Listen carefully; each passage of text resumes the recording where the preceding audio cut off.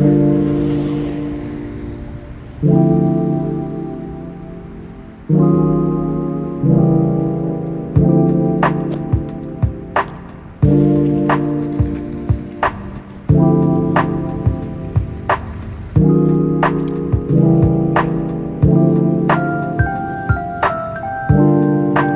چیه اونجا؟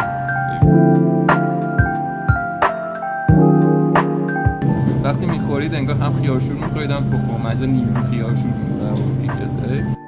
کلماتو نگاه کن. یکی از لاکچری ترین آیتم‌های کانادا هستش، افوردبل ترین.